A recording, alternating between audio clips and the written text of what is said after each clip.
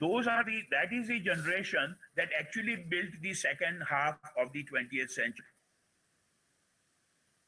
So if you look at the previous century, there is already one very good example of how youth can synchronize the two metamorphosis processes. One's own growing up from being 15 to 25 to 35 and changing the world around, or my transition synchronizing with what the world is going through. I don't think there can be much of a doubt uh, about the fact that in a lot of ways, not in all ways, but in a lot of ways, the late 20th century was possibly the most progressive technologically or socio-technologically development period that human race has known. And which generation did that? The generation that went through the period of the first 40 or 45 years. So, not to be disheartened by this pandemic at all. Globally, it would seem that there is enough reason to believe that this generation, current youth, will handle the metamorphosis very well. On its own, my major belief and my desire in bringing this to your awareness is to learn from that experience of the previous century. What a great comparison, and it actually inspires. I never even thought about it, that generation actually created this second half of the 20th century. Never thought about it. Yes, I'm thrilled about that idea.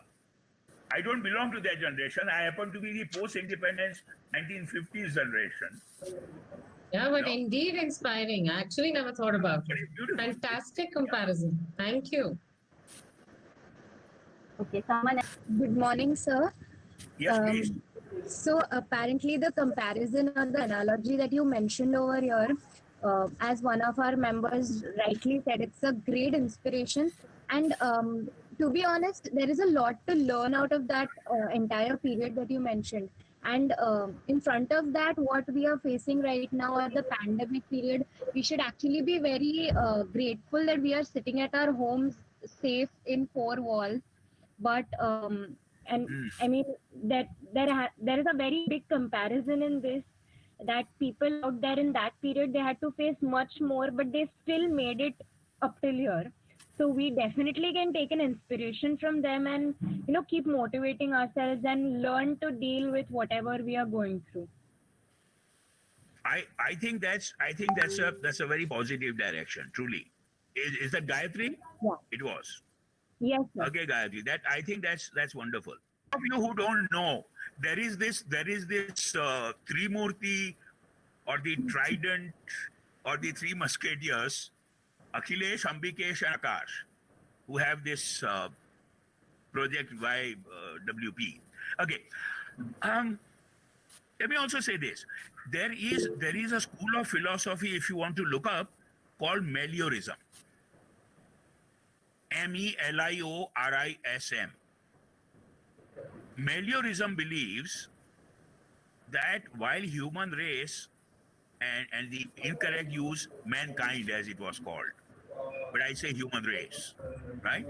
Mankind does make mistakes, often very serious mistakes in history, but ultimately it corrects itself for the good. So the Meliorist school of philosophy is very positivistic in terms of what our friend Akash is raising. And I'm individually convinced, in a small manner, that I can see it. I'm a huge history buff too, beside being a mental health guy. And I do think that, yes, human beings, and especially youth, they learn from history explicitly, much more importantly, implicitly. See, there's a lot of implicit learning that happens. Never forget that. For individuals, for groups, for generations of youth, there's a lot of indirect, implicit, unknown to oneself learning that happens.